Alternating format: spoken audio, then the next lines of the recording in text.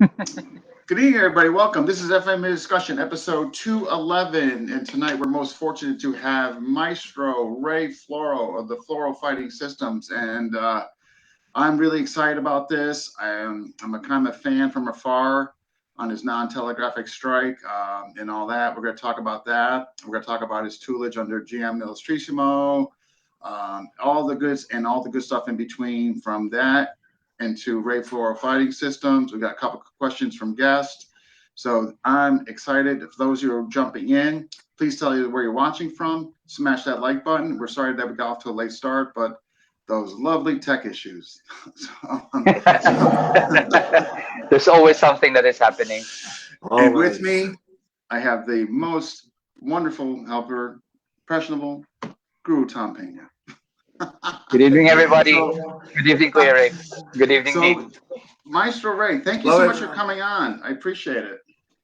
No, thanks for inviting me. It's a pleasure and an honor as well.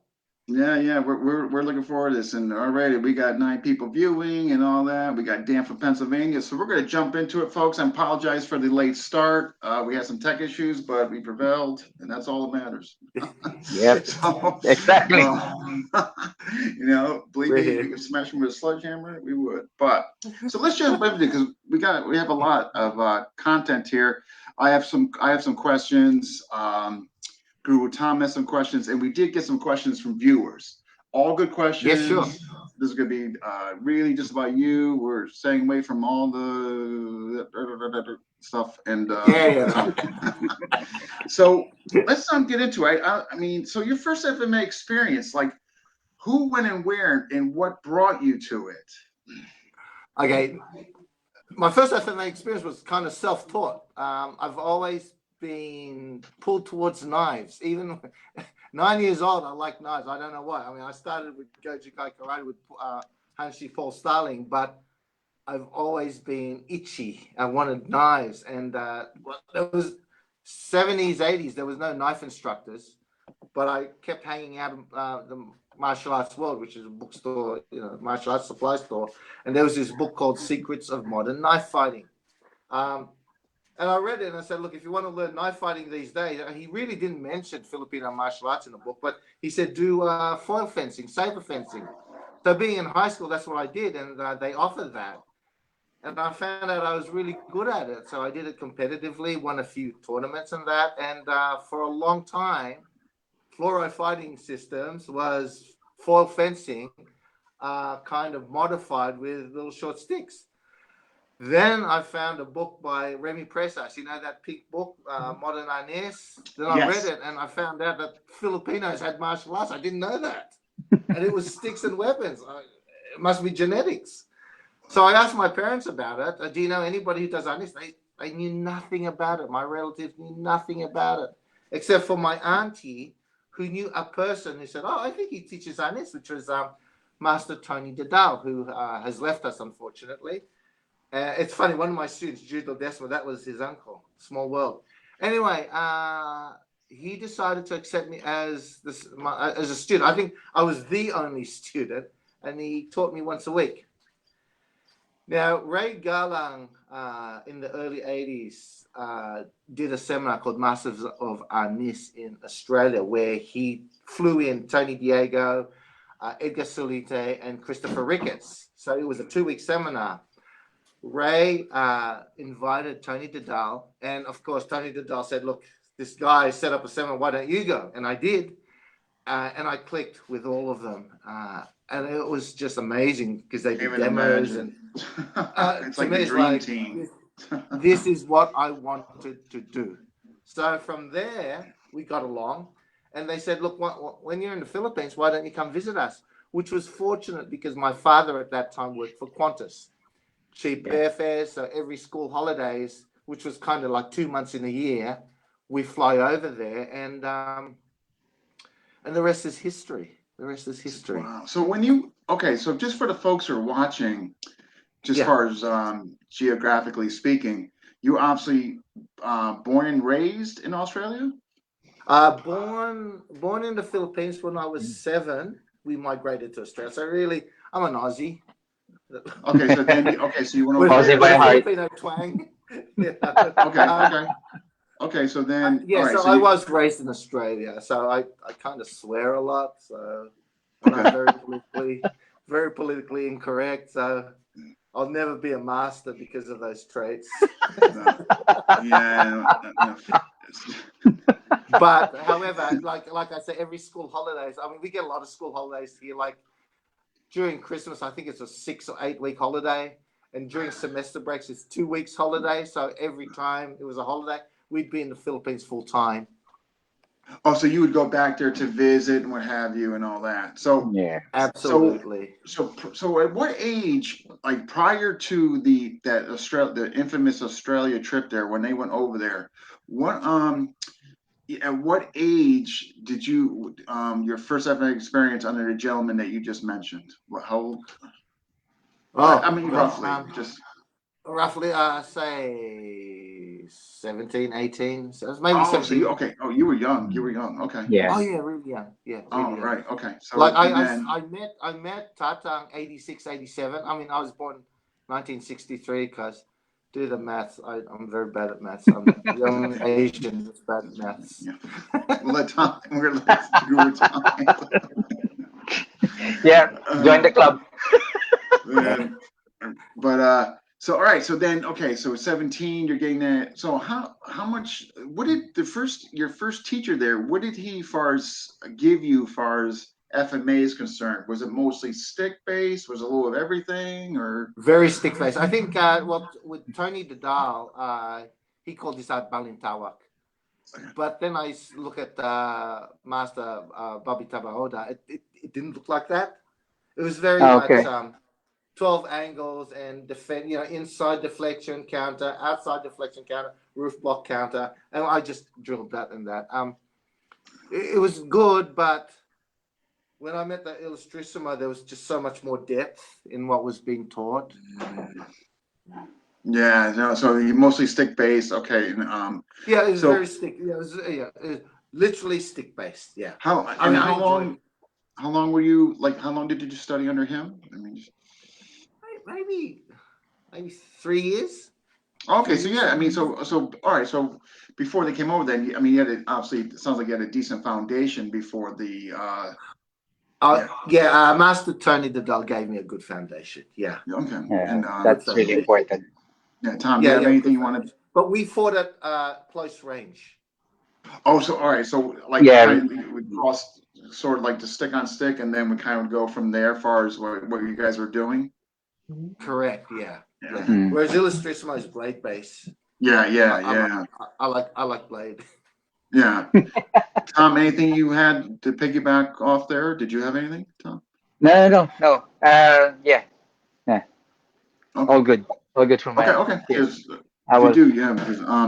so we got some folks already saying, oh, we got Randall saying hello from San Diego, California. We got Jason Ward from Ontario. We got John Intervallo from Sydney. I think that's your student, right? Yeah. Oh yeah. He's my oldest student. Yeah, and then we got he's the one that moves as close to me as possible. If you, in actual fact, I saw a video clip and I was thinking, geez, when did I spar that guy? I can't remember sparring it, but it was John. It wasn't me. It was John sparring. Oh, so okay. If anybody's the closest to move to me, it's John Intervallo. And we got Dan from Pennsylvania. We got Terry from Stockton, California. We got Arvis, who is also from Sydney. And Ray, who actually, the introduction for us. Ray actually was so instrumental. Yeah, he was so instrumental making this happen. I call him the Asian Ray. Because He helps me in a lot of my seminars. He's usually my meet dummy seminars. So there's 2 Rays. I tell everybody, okay, he's Asian Ray. Yeah, so thanks for posting the crossbow. But yeah, so he was very instrumental in that, and so he's due a big thank you. He does a lot for me. He's a great guy. Seems like a really good guy. All right, so you get a good foundation and it's sick, but it seems to be close range. So you haven't, up to this point before the infamous trip there, you haven't done any, with the exception of knife playing around, but you haven't done any sword stuff. Is that I correct in that? No. Oh, well, except for the fencing before that. Okay, okay. So Yeah. this big trip, I mean, this is infamous. Like I've read about this. I've seen videos on this trip. It was a great Talk to trip. people, and it's like, how did I know you? But it sounds like, if I'm correct, and correct me if I'm wrong. It sounds like Ray Galan kind of made it happen. Is that? Oh Yeah. He was instrumental in everything. Like he's the one that took me under his wing, and he's the one that did. Like it was funny. It was a 2-week seminar, and granted that most of the seminar was Lameco based, because Lameco is very good with structure. Lameco is very good to teach in a group, in a class. But in the last few days, they ended up asking me to teach because I picked it up so well, and even after hours I was training with them. So the last 2 days of that seminar, I took them through the rudimentary basics, Screamer 1, Kali 1 to 12, and things like that. And we were really, the group was a really tight unit. I just, to me, that's like the dream team coming to visit. Yeah. Exactly. I mean, I don't know. The three kings. I didn't want to get into it, but something happened, and there was a breakup, like in any group, I guess. But that was. But if you look, team. if you look at that group, including yourself, I'm going to get to that 2-week period. I'm going to show a video to the folks too. But I'm sorry, Dave. You're cutting off. Can you repeat, please? Oh, sure. We're going to look at, I got a video we're going to show the folks and all that. But back at that group, I mean, all you guys are in Bram Frank's book. I mean, like you, Master Ricketts, PG, Edgar. Best time of my life. Yeah. And it was all like laughs too. We get together training. It was always laughs. And you know what Tooper's like? He'd bring people over. It's always constant sparring. Every time Christopher Ricketts turned up, there was some new guy that we had to spar. So it was like a sparring party, with food and everything. We'd spar, then we'd eat, and we'd learn that we'd eat. It was the best time of my life.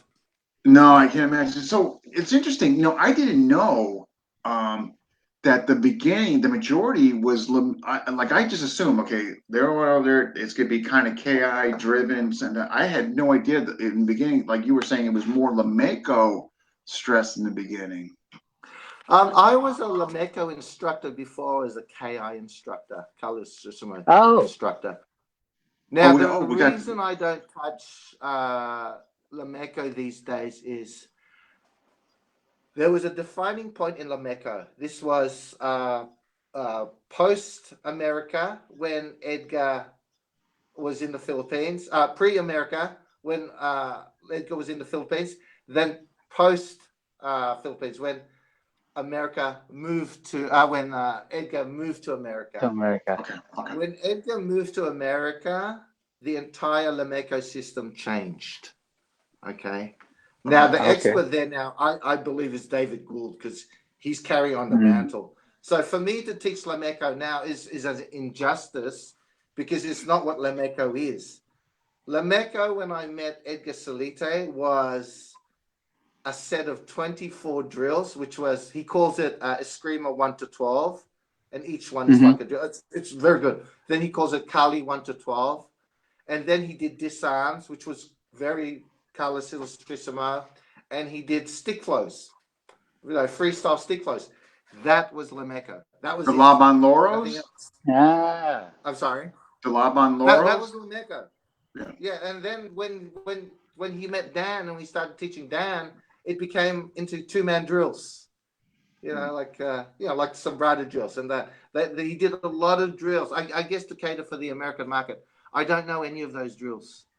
In fact, I tell you, I haven't seen, because of the whole COVID situation. Dave never gave me drills. It was attribute development. I'm going to try to hit you. Oh, okay. You're going to try to do it. So Dave, so Dave, to your mention, is very in that lane of attribute development. So to me now, the expert is for Lameco is Dave Gould. So you want to get an argument from me? Yeah. So I mean, and you know, he's carried that mantle, and he deserves that title. So I don't really. I do have videos on Lameco with the Kali 1 to 12, the Scream 1 to 12 drills. I think that's really good for attribute developments, for structure. It's really good if you've got a class and you want to introduce a form of weaponry there. So that's really good. That's really good. Wow. So when you so you were trained. So is it fair to say you were training Lameco before the KI all the Before crew? KI. Yeah, absolutely. Yeah. Yes. Definitely. Oh, so how'd that come about? How did that or okay, no, it's okay. I'd love to tell you the story, but put it this way: there's a point in time where things were kind of going to be tested, and I just saw Kali Strissimo more suited for the way I move, the way I think. Yeah. No problem. Kali Strissimo is really hard to learn. I rarely teach it in seminars or in class environments because it's really hard. Whereas Lameco is easy. But in terms of the timing, the distance, the broken rhythm, it's the way I fight. It's more suited to me. Okay. I'll tell you the story offline anyway. So is that because of your fencing background as well? Because of my fencing background, yes. Yes. I keep that fencing, man, huh?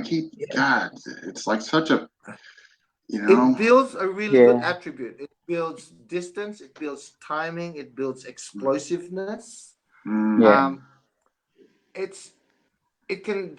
does good that you do it. There's nothing bad about it. I mean, yes, it's a tournament system and it's no good for the street. But you take the attributes of fencing and just use Kali Strissimo techniques. It's perfect. No, I could see that. I could see that being a good marriage. I mean, I could, I could definitely. With any Filipino, and you know what, with any martial arts. With any, the way they bridge the distance. I don't know if you've seen the Olympics, but the way they bridge the distance, what other art does that? No, yeah. I mean, I think with say if you did BJJ, a lot of the fencing stuff is valuable because of the way they bridge the distance. I mean, the way you come in, they get in the clinch and whatever. Sure, yeah, correct, definitely. I mean, from my JKD days, I mean, it was it was in there, but I'm not saying to the extreme of an actual fencer, of course. You know what I mean? But I heard that wasn't Bruce Lee's brother a fencer? And if you look at the way Bruce Lee punches, it's very fencing. That's where that's where it came from. Oh yeah. Oh no, absolutely. Non-Telegraphic Strike from fencing. Yeah. No. Oh yeah, the slide shuffled from the footwork. Oh no, 100%. Yeah. Oh yeah, no, 100%. Yeah. Exactly. So Kuya Ray, did you compete in fencing before you basically went to FMA? I became state champion. Yeah, B grade, but state champion. Yeah. All right. He's just a champion. Just a champion. It just suited me. That's all. It just suited me. I think it's great. I was crap in school. My parents wanted me to get good grades. Oh shit. I nearly got kicked out of university because I failed so much. I mean, I finally got through it, but no, I think it's so all my skills don't make money. Yeah, we got a few more people here saying hello. We got Alvin from San Francisco. We got Felix from Texas. We got Patrick. Thanks and all that, folks. If you're watching, yes, hit the like button. Tell us where you're watching from. We're just getting into the good stuff. That infamous Australia trip. So, all right. But I love Americans. My biggest fans are Americans. I don't know why. Oh yeah. Man. Oh, they're the ones that buy my videos. There you go. Yeah. Yeah. Well, that's good. So when you so you got your 3 years. You're doing your stick work. You're finding out Ray Galong's developing this, coordinating this trip. It's happening. It's coming there. You meet the man, GM Illustrisimo. What can you tell us about like that initial, his aura, your experience with him? Yeah. I mean, whatever you can share that those who have not been in his presence. Yeah. Okay. Before I met him, and I guess this is one of the things that lulled me over to the Callis Illustrissimo side. The three of them, Master Tony Diego, Christopher Ricketts, and Edgar Solita, kept talking about the old man, okay, and how he would just go, his strikes would just the bugs up. He would just go up and down, and that's all. He goes, that's all. That's how he fights. He just goes up and down, and you can't stop it. You can't defend it, and he'll. And see, I like simplicity. I really like simplicity. So do I. Even when I was fencing, it works. In fencing, there's, parry 3, parry 4. Yeah, parry through. Parry 2nd, parry 5, and all that. I just focused on 2 parries, which is the parry 4 and the parry 1st. I didn't care about the others. Oh, it's the same. With the attacks, you had, fake 1, fake 1, 2. I just had 1 attack, and I perfected the timing on that. So with two parries and 1 attack, I won tournaments. I didn't care about the other techniques. I just wanted to perfect that 1-2 attack, that one, and nobody could defend it because it was just perfectly timed. And with my parries, my parry 4 riposte or counter. Yeah, the riposte is really, too quick. Really fast. Yeah, quick. Yeah. But then I had a cheat. I had a parry 1 where it came underneath. Now that threw everyone off because everybody used to parry to the side where the counters was all underneath. But my parry was underneath and they couldn't go under. They had to go over, but they weren't used to that. So they got tangled with that, you see. So interesting. But the masters, Tata, all he does is this. All he does is that. It's like, I've got to see this. I want to see this style where it's only the 1 strike and he's killing everyone. Then they want me. Look, never go up to him and just tap him on the head. You'll get a slap on the face or you get stabbed. He had cataracts and his eyesight wasn't good. He said the best way to approach him was to, yell at him from a distance. He'll turn around if he recognizes. He goes, oh, yeah, okay. Then you approach him. And I think I've met him in Luneta Park at first. And I was nervous as heck because they also want me. If he doesn't like you, you're fucked. You're like, there's no way he's going to teach you. Yeah, I definitely wouldn't want him as an enemy. Yeah, definitely. Yeah. I think the basis of Illustrissimo people is that they're quirky. If they like you, they like you. If they don't like you, they don't like you. I mean, I've had people approach me and I don't like them, and they could pay me $1,000 an hour. I won't teach them. I'm just like that. Anyway, the big day, I met and and his dad's back there. He turns around. I was in like, please like. I know, like a kid in a candy store. Right? Oh my gosh, yeah, I never sucked ass more than anything. Just imagine. I couldn't. When I read about him in Mark Wiley's book, I was like, holy man, this is the guy. This is the man. This is the man. And thankfully he liked me. I guess with what Tony said, with what Christopher said, with what Edgar said, the build up of, you're going to meet this guy from Australia. He warmed to me. And then that was it. From then, he just started teaching. He just started showing things. And I was just in awe. And then Master Ricketts pushes me. Yeah, you feed. I don't want to feed. Yeah, you feed. So I got the stick. I'm standing there, and he's in front of me, like standing, looking at me. Are you going to do something? Are you going to do something? Are you going to do something? Yeah, exactly. I'm going. So try it. Try it. What do I do? Oh, you got to feed. Feed him something. Oh, okay, right, okay. All right. So, Tang, what if I do this? And he goes, and he goes, tung, tung, tung, tung, tung. And he goes, can I please see it again? Yeah. I do this, and he does something completely different. Something different, yes. Yeah, we keep hearing that. Oh, okay, can I Maybe feed the it again? I trajectory didn't was see that. off or I'd feed whatever. it again, and he'd do something completely different. I'm like, what the hell? The problem was that he's a fighter.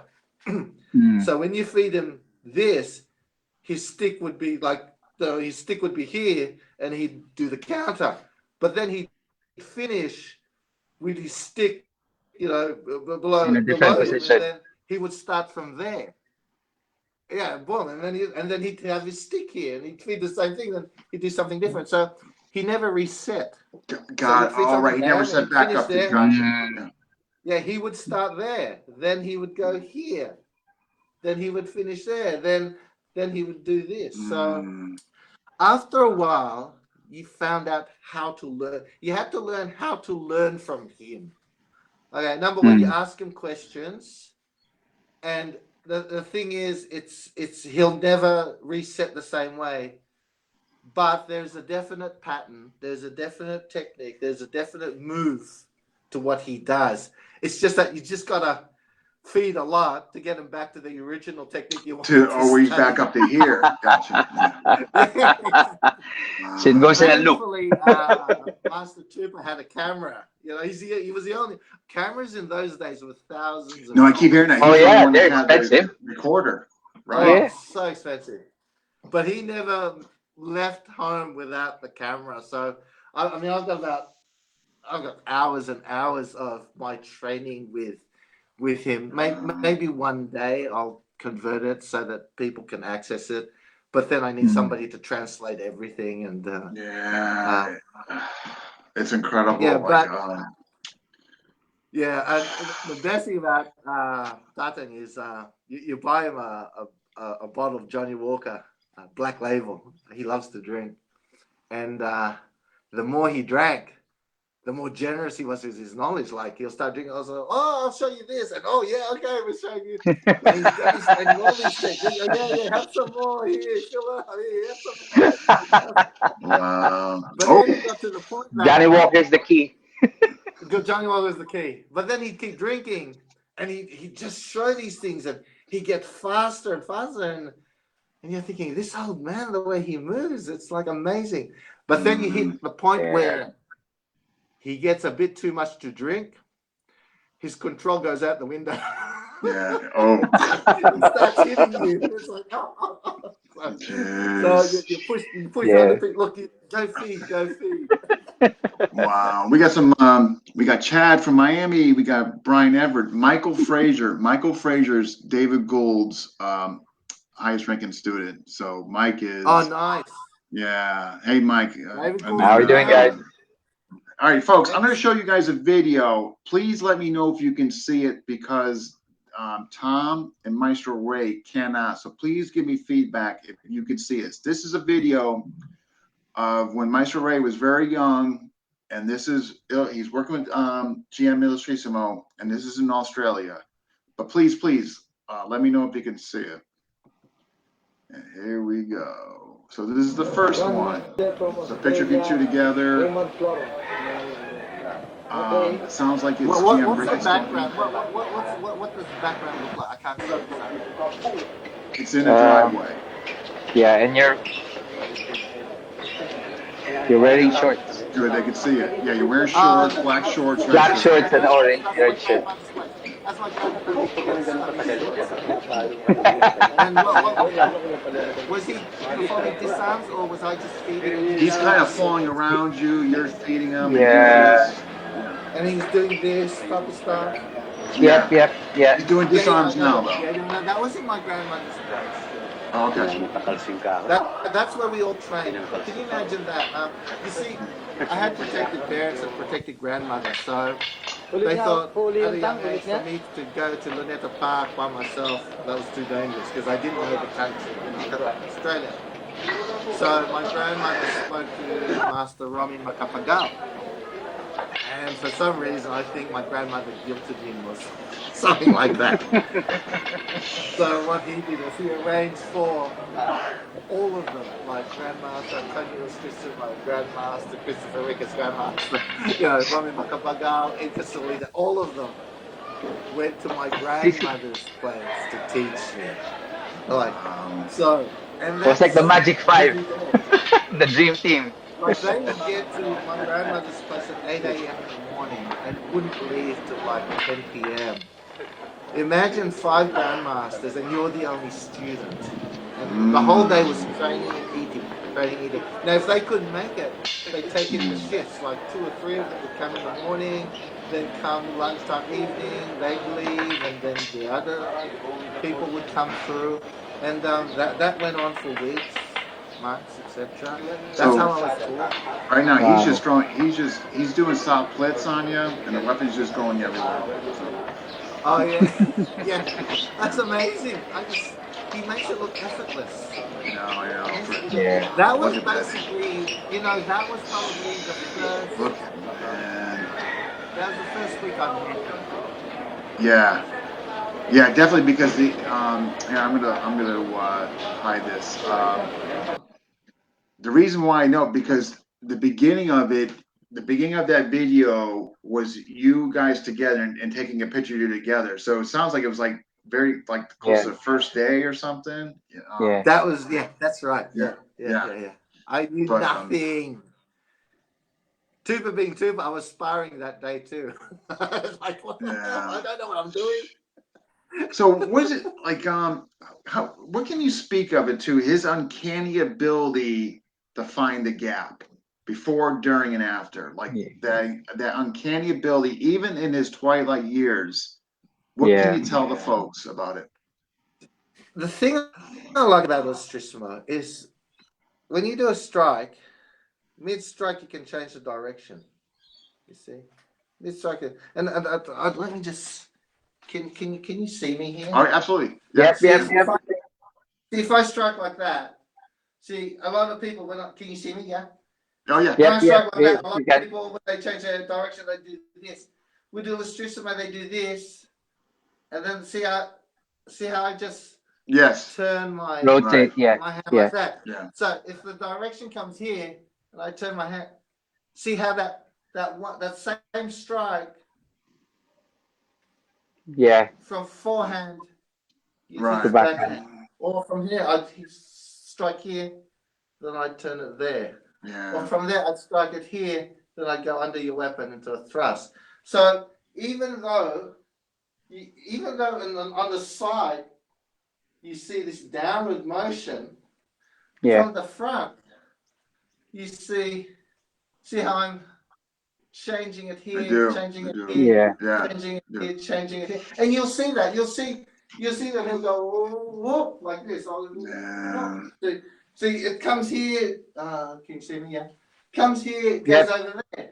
It comes here, it goes over here, and that motion there, that turning, that's why he can pick the holes, and he'll know because he'll slam his body here, and you think, oh yeah, that's the attack, and yes, the attack comes here. Then at last minute, he's going to turn it to the other side. See, everything of your senses thinks it's coming here, so you're going to block it this way, and then the damn thing hits you over here. So as it comes through here, it'll change it over. But from the front, it looks like you're just doing from the side. Sorry, from the side, right?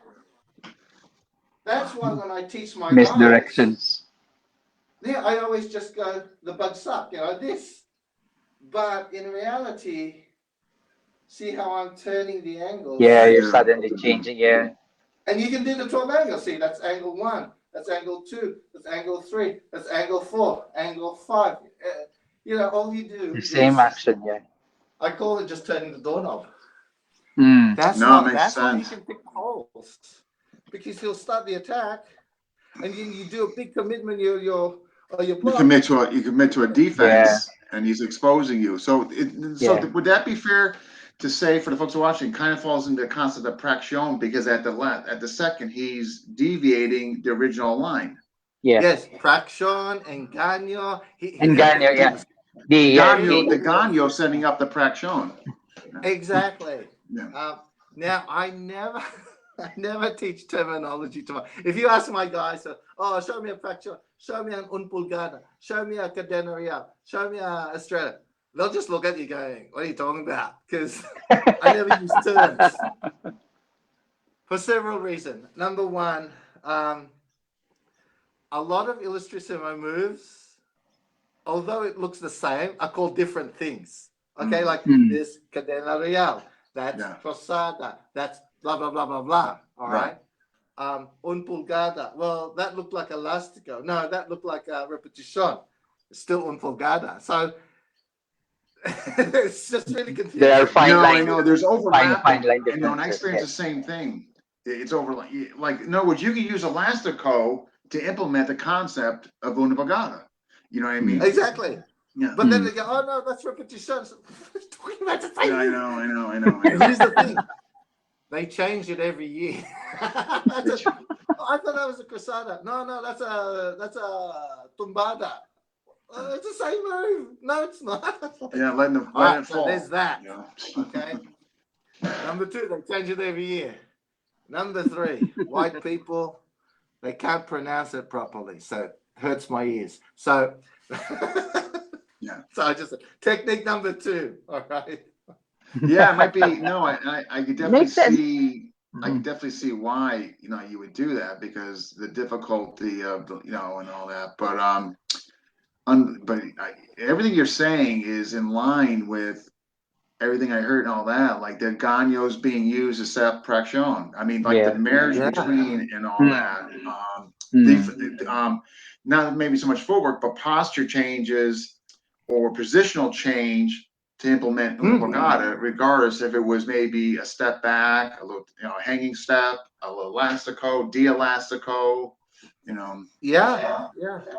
And a lot of it is very subtle. It's like I mean, a lot of people think elastico is that. No, to me, elastico is that's elastico. That's it doesn't be over dramatic, right? Yeah, people think retirada is like it's like this. No, retirada can be see that, see the foot there, see to me all that, which is you find that in boxing. Yeah. Yeah, it's called the sway, the slipping and all that. Yeah, the slip. The slip. Yeah, but illustrators are so full of that. Like when you strike, you kind of angle yourself here, and their strike misses you. Yeah. You see, it doesn't have to be a big, deep. No, right. It doesn't have to be over dramatic. Yeah. No, this is great. Subtle. Great stuff. Tom, did you have anything before? No, that was I was about to say that it's it's more important to understand the concept behind the movement, because how big or small the movement is, basically it still belongs to the same concept, still belongs to the same tactic. Yeah. See, whatever Filipino martial arts you do, like it's all the same. Okay. If you look at all the basic movements, you look at the basic concepts. KI is no difference to Balintao. It's no difference to lightning. Scientific artness. It's no different to Picadetesia. It's just the way it gets executed. Like, for example, blocks. Do you mind me demonstrating? Okay. There's inside deflection there. There's outside deflection there. There's roof blocks there. But the way I do it, my inside deflection is here. Outside deflection is here. Roof block is here. Like, instead of going out, I keep it in, and see, instead of my arms going out, it's just your body. See how my body turns? That does the same job as this. But the problem with this is, if he does an engaño, opening, your other side is open. See? Whereas if my body turns here, see, I'm already defended. Now the thing is, I turn here. Now, if he does the engaño, then that's where my arm comes in. You see? Right, gotcha. There. Now, if I fall for it, then my arm goes to block there. Or I go here, see? Notice how my body turns. See? That's already blocked. Now, if I go here, then he engaños me here, I do this. Yeah, makes Now, sense. if he goes there and my arm goes there, my arm's already committed. It's very hard for me to change the direction because my effort's already there. So even if I turn my body, my arm's still there. So, but if I do this, I can do that. If I do this, I can do this. Okay, so everything that we do is designed to. What happens if you fall for the engagement? If you fall Yeah, for the for the- fake, right, For the right. fake, exactly. You know, I always said Now, it. a lot of times as well, people think, oh yeah, your defense is the blocks. No, the first No. primary defense is your distancing. No. Yes, sir. Get This out is of body your- displacement. Yes. Correct. Yes. Yeah. If you're not there to Absolutely. be hit, you're not there to be hit. So, Maestro, Yeah, exactly. I think, is it a fair conclusion that obviously overcommitting to blocking or over blocking can get you into trouble? Absolutely, and that is my sole purpose in fighting you. I will try to get you Yeah, to commit. force you to make a mistake. Once Yes. you've done that, you're mine. Because remember, I can turn my Right. strikes with the turn of a Yeah. wrist. Okay. So That's if you're why a lot of overcommitting times- or biting on a strike, you're actually presenting a target. all the time. Yeah. All the time. Now I don't know if you see me fight, but my hands are really close to my body. Like when I fight, I know so some teach this type of posture. The problem with this type of posture is number one, your hands are actually exposed. I can actually hit your hands easily before you can pull it back. But the problem with your hands out here is there's a tendency for you to get faked out. If something comes in, you can't help yourself. It's reaction. The way I do mine is we have our hands here, and I actually tell my guys, press your arms into your body. So when there's an attack, there's an instinct to do that, but if you're pressing it in, you're kind of stopping your arms from doing that. To the extent that sometimes I even get you to hold your hands in there. See, I can still do my defenses here, but as soon as you've done this, you're open. That's what I want to do. When you're fighting me, that's what I'm trying to do. I'm trying to get you to commit to a block. Yeah. It's basically you're forcing your opponent to commit a mistake, so that basically he presents an opening That's what it is. for you to See, illustration. Okay, people say, "Oh, how do you describe the illustration system?" Some people say, "Oh, it's an offensive system." Some people say, "Oh, it's a defensive system." Some people say, "Oh, no, it's a counter-attack system." It's neither of that. The illustration system is a system whereby he sets you up all the time. If you look at Tatan, he sets you up. He will make you think one thing, and he'll do something else. It's misdirection. misdirection. He'll think, okay, see, if I do this, you already think the attack's coming this way. You see, if I do this, see, but the thing is, he'll do this, then he's going to attack this side, see, or he's going to do this, and he's going to attack this side. I'm constantly setting up my. That's why when I'm sparring, I laugh all the time because my guys know my moves. I mean, especially John, he's been with me more than a decade. He knows my moves, and yet he still falls for the moves. That's what's the funny part about it. And I will tell him, look, I'm going to do this. I'm going to hit you there, and I can't do anything about it because when you're sparring, the visuals, everything in your senses. Okay, the attack's coming here. I'm going to defend. It's hard not to. It's hard not to. But then fall. I know. then it goes on the other side. See, and he knows that, but he still falls for it. It's hard. It's hard. You know, it's hard sometimes where you don't fall for it. I know. You know what I mean? That's the trick. You got to sell the bait. You got to sell it. You got to sell it. And the more that you make your opponent second guess his moves, the more that your opponent goes slower. Oh, absolutely. Yeah. And then after the second guessing, you just go boom right in the middle Yeah, of your eye. that's true. Oh, I know. Yeah. I know. Gosh. It can be tough, man. Somebody, especially like Dave, is really non-telegraphic like you, man, and it's tough because you have to respect his single direct, and man, You know, and it's because of what Tom said. There's so much doubt in your head. You don't know what to do now. Where then you're open for the direct attack. I know. Like you're like. Yeah, because what is happening is while you're because you already have been subjected into misdirection. So while things are playing, your brain is having a hard time processing it. So it's delaying your reaction as well. So by the time you react, that's it. Yeah, exactly. And the thing is, once you start reacting, it's like a domino effect. You just can't stop. You can't stop yourself because you're just following. It's like that's why. Like a frenzy, Tuck your arms in. Don't move. Don't fall for it. Yeah, yeah.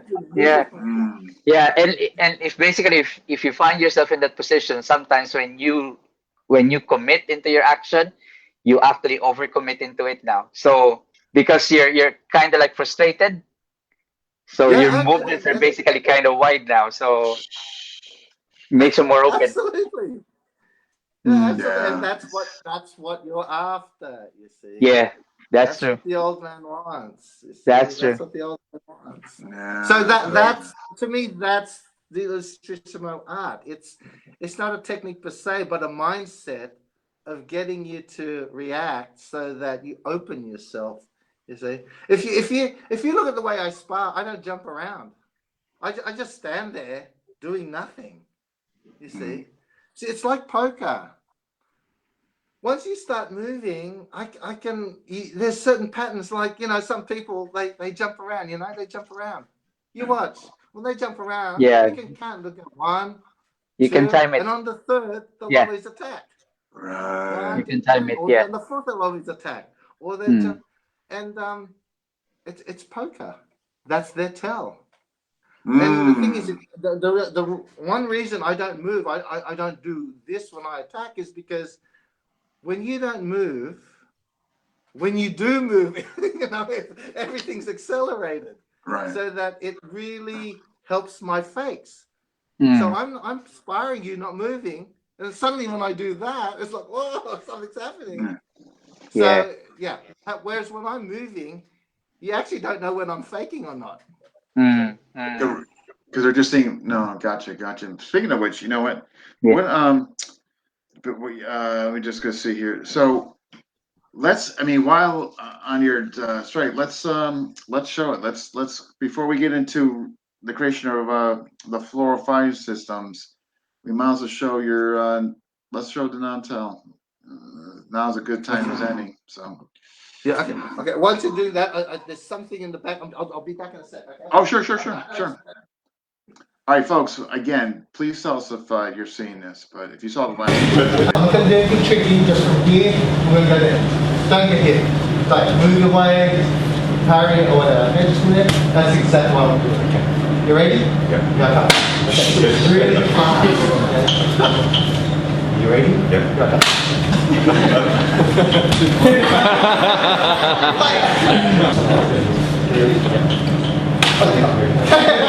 No, you wasn't ready. Okay. You ready? Yeah. Here I come. One more time. You ready? Here I come. It's just fast. I would not stop there. Here I come. You ready? Here I come. Oh, Mark. All right. Anybody else? Mark, come on, Mark. Here we go. This is where you basically are asking somebody to wear. Now you're a highly trained Krav Maga instructor. You'll get out of this one. Yeah, and then I think the last What's the fence is kicking the nuts before when you said green? Yeah. Okay? There we go. Yeah, this is the problem right now. Here I come.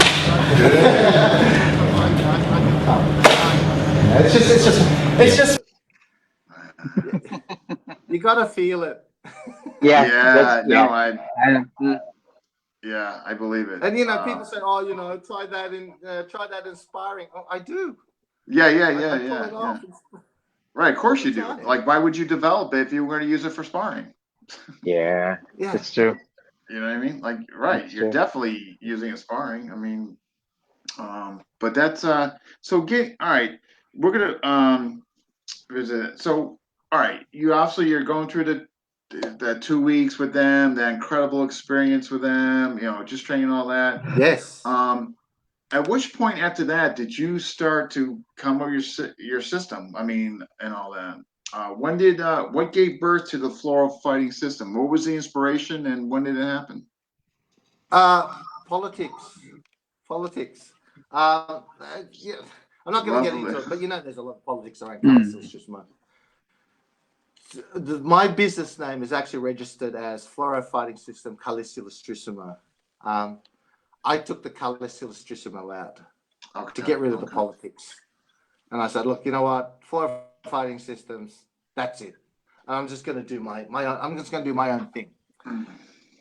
The thing is, I didn't. It's all Collis Illustrissimo. My thing was to make it more efficient. My thing was, okay, if you move over there, fine, I'll move over here. You see, if I'm gonna block over there, well, fine, I'm gonna block over here. So I just made it even more tighter, and I even made it more simpler. So rather than saying, okay, this is Bagsak, this is this one, this is this one, I just made it all Bagsak, but Bagsak with turning the doorknob. Yeah, exactly. So it's the same concept, but then it's a different angle. And inside deflection, outside deflection, roof block. No, it's all the same. I just hold it there. Inside deflection, I turn this way. Outside deflection, I turn this way. Roof block, I do this. Actually, my roof block is never like that, because you do that to me. All this is that's open. Yeah. The way the roof block's there. So what I did was I took all the Illustrissimo and summarized it into 7 core moves. Now I'll just quickly show you. Okay, so that's core move number 1. That's core move number 2. That's core move number 3. Now the thing is, it looks the same. Core move number 1 is striking. Core move number 2 is thrusting, or push cut. Number 3 is this one. Slice. Number 4 is this one. See, number 5 is this one. Number 6 is this one. Number 7 is this one. Now, if you put it all together, you can see the old man's motions there, you see. Yeah. Wow. So you can see it. See? And I did that because, there's lots of videos on the old man, and my students kept saying, oh, what's he doing? What's he doing there? And I got sick of the questions. And I said, okay, these are the 7 core moves. Watch the video. Identify, and you can see, you can identify, oh yeah, he's done core move number 1. Oh yeah, he's doing core movement number 4 there. And you just string it up. That way, my students can watch and say, oh, okay, I understand now. Okay. That's all the brilliant. moves. Yeah. Oh yeah, but he did this move. Oh yeah, but that's a variation of this one. That's a variation of number 4. So that's what it is. So that's Floro Fighting Systems. Now, I actually thought this. Say this was Collis Illustrissimo. I actually thought Floro Fighting Systems was going like this. But then, a few years ago, there was an opportunity where I thought, you know what? My students are ready to be accredited as instructors. And I've been given the authority to accredit instructors under Collis Illustrissimo. But you know what? There's one living master left. Well, there's actually 2, Yuli Romo and Romy Makapagal. I was close to Romy, so I said, I'm going to fly Master Romy in Australia, and I'm going to get them to accredit my guys as Collis Illustrissimo instructors, because that way, if I die, at least they'll have Master Romy. At least they can carry it on. Yeah. Okay. Which has more clout than mine. So he spent 2 weeks here, and I just said, look, Master Romy, these are the candidates. I'm going to leave them with you. I'm not even going to get involved. So you go through with them. If they pass, great. If they fail their ass. I don't care. But it's up to you. And they went through the 2 weeks, and they passed with flying colors. What that told me was, now these guys, I've always taught them my way, like Floro Fighting Systems. But it turned out what I was teaching them was Collis Illustrissimo. Actually, in actuality, right? Okay.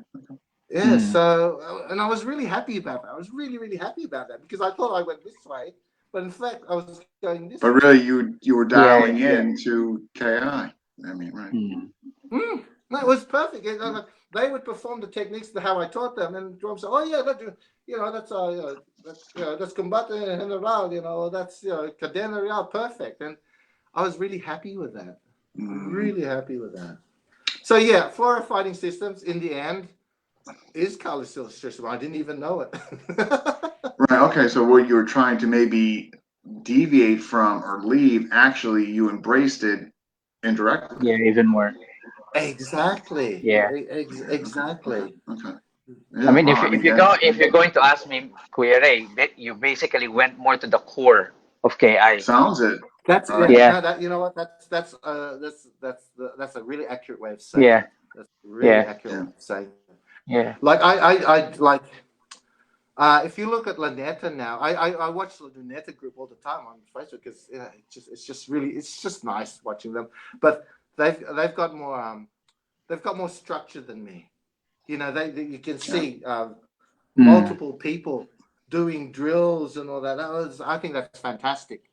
But mine is really more. It has to be one-on-one. One-on-one. The way you learn from them. Yeah, but I think there's something there where you're saying though, that one-on-one, like when I, pre-COVID, I was seeing Dave, it was one-on-one, and you really get like the nuances and that, Absolutely. Yeah. yeah, Yeah. like the positioning adjustments and when just to do just enough and when you're doing too much. I mean, That's it. Yeah, the perfect distance, perfect stuff. And the thing is, all my lessons is through sparring. It's not okay. Let's drill, and it's hard for me because I'm getting old. A whole hour of sparring, but then you're sparring, and then you say, okay, look, this elbow is too open. You do this, all right. Okay, see that attack. If you do this, you can get through my defenses. Or okay, don't fall for this attack. So it's actually sparring, but coaching. And then if I say have a small group, they're always sparring, and I'm just saying, okay, you're leaving yourself open here. Okay, you telegraph too much. Try this. Yeah. And yeah, and the art actually is tailored to them because I've got guys who just, it looks like a matrix. They're jumping off my garage walls. They're really like this, but that's how they spar. That's how I teach them. There's some guys where they're really uncoordinated, and I have to change Adjust. things so that they Yeah, become you have to effective adjust. fighting. Yeah. You have to adjust. Yeah. what None of my guys. I mean, that is the same. Yeah. But That is a trait of a good coach. You manage to adjust. like you tailor to what's in front of you as opposed to trying to mold I've got the luxury of being flexible. Like, people with schools with 500 people, they have to be really structured or things. No, because I mean, they can't just develop individual. Correct. It's just too much. It's just too much work. No, the bigger the systems they get, the more structured they get. Yeah. And it's no coincidence. The bigger the system, the more you have to do it. You have to do it. Yeah. But I was really happy when Master Rami's been here twice now, which is fantastic. I can't wait to get him back again. But he seems to be very happy with what we're doing. Oh, good. That's what I wanted. Right. That's what you. Here, the important. We showed the video and obviously the non-tel, but this is going to be completely irrelevant because it's obviously ingrained in the Floro Fighting Systems. Why? And I have my opinions on that, and and I share your wisdom and on this and all that. But why is it so important? Like, why is non-telegraphic so important?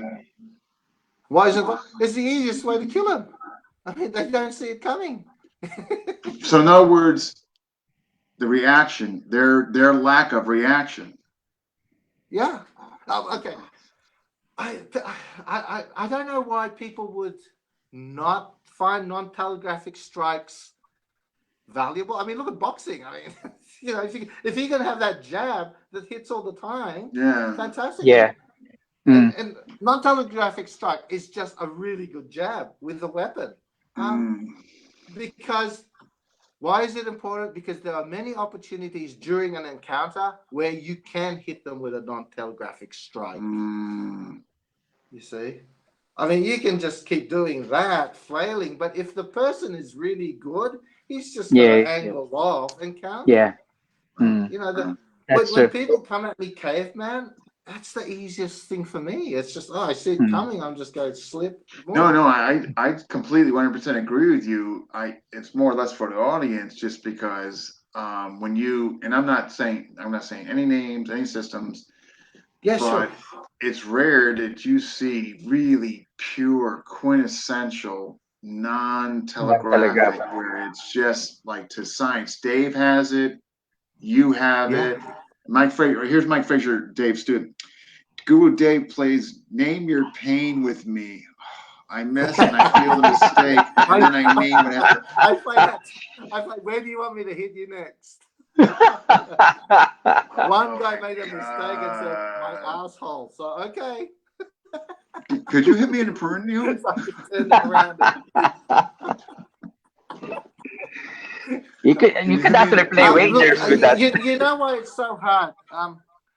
It's so hard for people to do non-telegraphic strikes because they're taught the wrong way. I was taught at an early age through fencing. It's a procedural thing. Non-telegraphic strike is this isn't fencing, okay? Non-telegraphic strike. This is your normal fencing thing. This is your sword. This is your sword, all right? A normal thrust is you drop the point first. See that? You extend the arm, and only then do you do your classic lunge. I did that for months. In fact, I didn't even have the sword.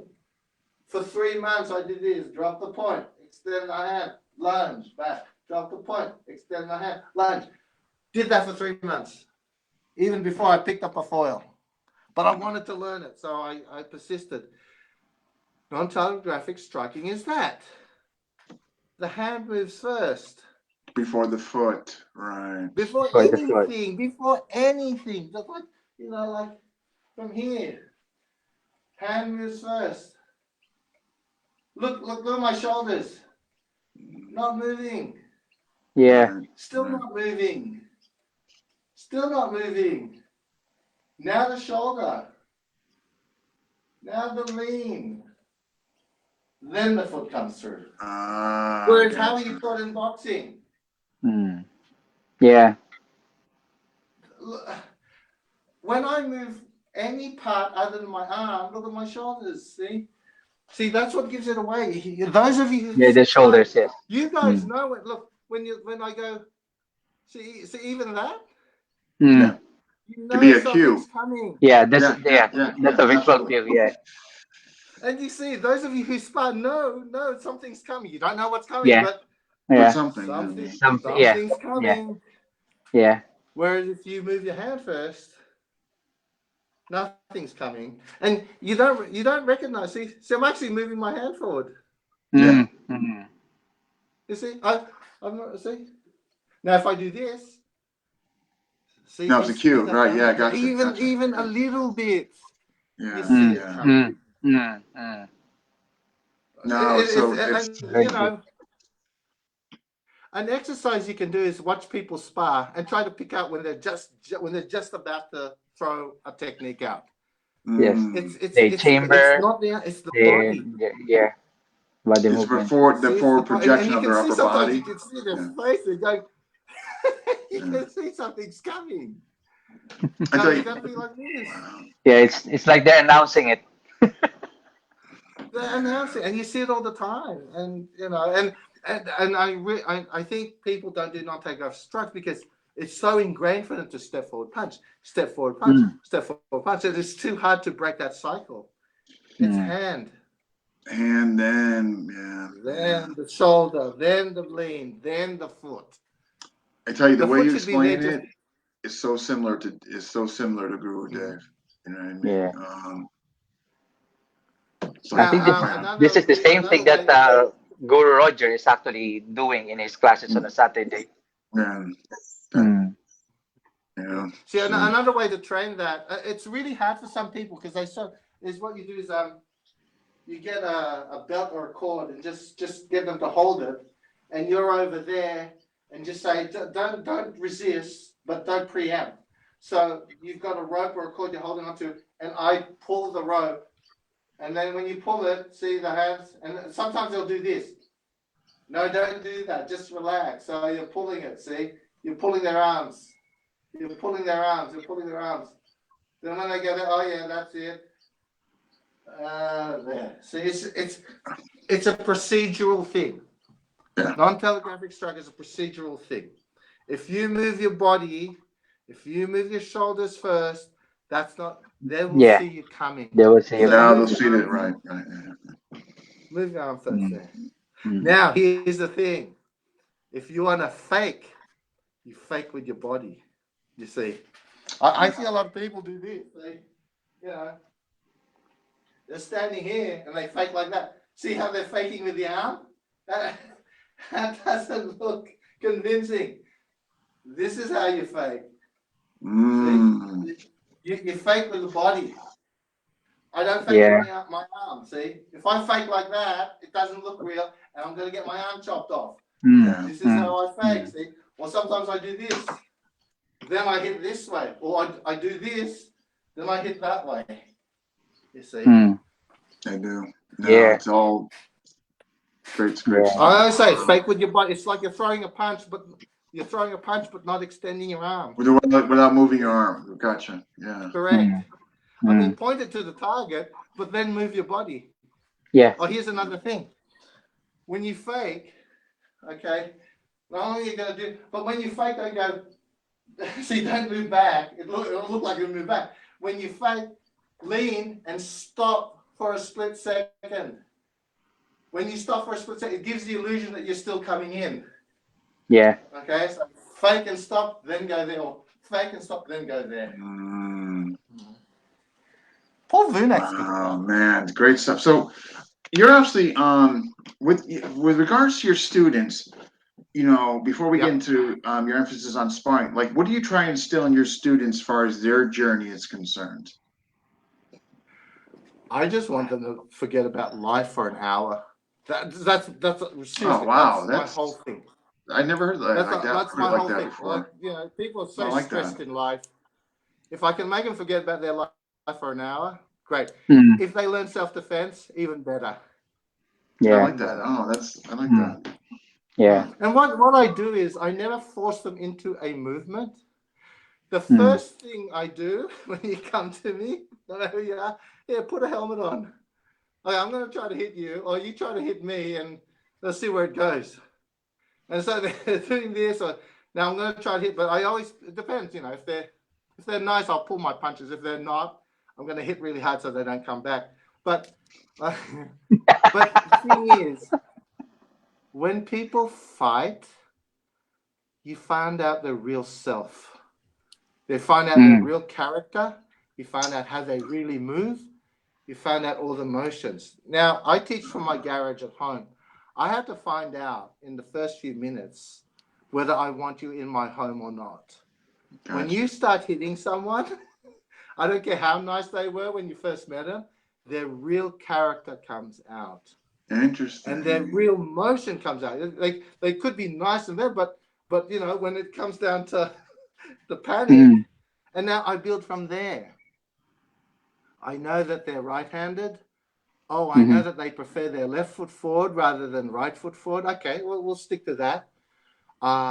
He holds his hands up. Okay, well, no, he likes to hold his hands low. He likes to weave. He likes to charge in. So those type of stuff. Oh, he's very impatient. Oh, no, he's very patient. Oh, he's a good. So those characters help me teach how I'm going to teach them, you see. That's hence really I can't teach in class. Yeah. All right, that sounds, some are better with long weapons, some are better with short weapons, so etc. I find out what you're good at, then we focus on that so you become really, really good. So you become better. Wow. Yeah. I have some guys who Yeah, I've got guys who just can't do all the techniques. I mean, Yeah. but there is one technique that they'll be able to do well. You just got to find it. That's my job. And then You start gotta building find on one that. technique. Yeah, build on that. Okay. Yes. Yeah. If they Yeah, can, if they can build on use it. that. Yeah. Right. And then their confidence or everything else can maybe start to come up and what have you, you know? Yeah. Yeah. I've got students who I've accredited as FFS instructors who can only do 3 techniques, but they're good at it. But they're good at those three. And now they pass those 3 techniques. Yeah. To me, it's all in the fight. That's what I learned from Tupa. It doesn't matter if you're fancy and you get beaten, you're still beaten. That's it. There's no point. Yeah. Yeah. So, Ray. Yeah, Ray. When you train your guys, do you Yes. infuse some of the training drills that you use for fencing All the time. all the time? Yeah. In fact, 80% of my stuff is probably fencing. I should have called it combat fencing, but that doesn't sell. You know. Okay. Yeah. Yeah. The distance and timing, which is everything, is fencing. All We right. use Calis Illustrissimo footwork and technique. That's a nice The combination. explosiveness, which is the non-telegraphic strike, that's fencing. Yeah. What fencing didn't give me was the engaño, the faking, because it was all point work. It was Yeah. all point. One Yeah. to the other, one to the other. And Yeah. of course, my defense is as tight as fencing, but kind of modified illustration. Yeah. Remember, it's different weapons. Okay, it's different weapons. Yeah. Awesome. So, yeah. Do we have any questions from I do. from the viewers? Yeah, I do actually, and I'm going to tie one in because I want to jump into your emphasis on sparring and how you introduce it to your students. Sure. Actually, let's do it. So 2-part question for you, sir. Yes. Your importance in sparring and why, and how do you introduce it to your students? And it sounds like we already found out they come over and you just hit them. So From day one.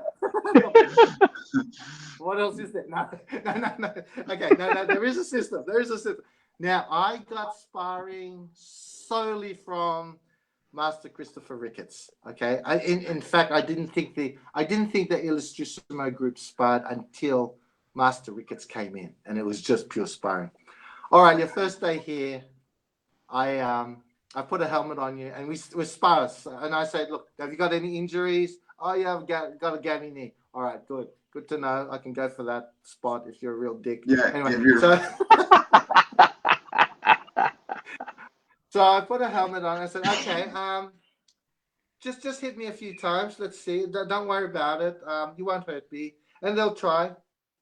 And first they're nervous, and after a while they're really good. And I just block. I'm just purely defensive. Now, if they're really aggressive and they come in, they try for a double leg takedown. You already know he's not right for the job. yeah, if he's Right, trying to. after that. Yeah. Then after that, I usually just teach the bug suck because it's, the bug suck is a good offensive technique. It's a good defensive technique because the vertical strike nullifies all the other angles. Yeah. You just go Yeah. So I said, okay, let's spar. I haven't taught you how to defend yourself. I haven't taught you any blocks. All you're going to do is this, and all I'm going to do is this. And then we spar. And what that teaches them is how to get out of the way by footwork or jumping back. I mean, of course. Now, if he starts trying to charge in all the time, some people do. What I do, I put a staff or a pole on the ground across us, and I said, you're not allowed to cross that line. Which is Force good because if you've got range. students where one's dominating someone all the time, and you've got a stick in the middle, he's only allowed to go this way. So this person can take his time judging the distance, you see. Gotcha. Yeah. Now, if this one goes too close, he goes like that. So it just makes sparring cleaner. And because it's like just that. one technique, you can make small corrections. Okay, like that works. After a while, they get now. Even my most difficult students, they do that really well. After that, you refine. Okay, don't do this when you strike. Just go from here straight out when you strike. Yeah, Straight don't out, get yes. right. Yeah, okay. Or you're you know, or you're standing too upright. You know, just lean forward a bit. Because when he hits you, you can just do that, you see. The problem with standing too upright, when they hit you, you start doing this, you see. Yeah. Wants to counter. You leave You're your off center. balance. Yeah. Now, some people, they just come up, they just do that. They just do that. Okay, all right, okay. All right, do that. But when you do that, just hold it back a second so it changes the time. So it's not pretty. You go up, and then go down. All right. Mm. So right at the start, they learn one technique and it's starting to get effective at it. And they're Yeah. starting to be ingrained into the sparring culture. Mm. Then you introduce a block. Because it's down, I teach them the root block. Now they can kind of move in and do that. Okay, fine, you got that. All right, then introduce 2 strikes and a block. And then, okay, let's try it. Okay, anything goes, see what happens. Okay, no, that's too soon. Then we'll pull it back. That's how I do it. Wow. And a lot of times I will spar first so that they're not getting hit hard at all. So I will just pull the strike or I will just lightly tap them. Okay. And they think, oh, it's not too bad, you know. Oh, so they become suddenly- comfortable. You're taking away the fear element, maybe. Yeah.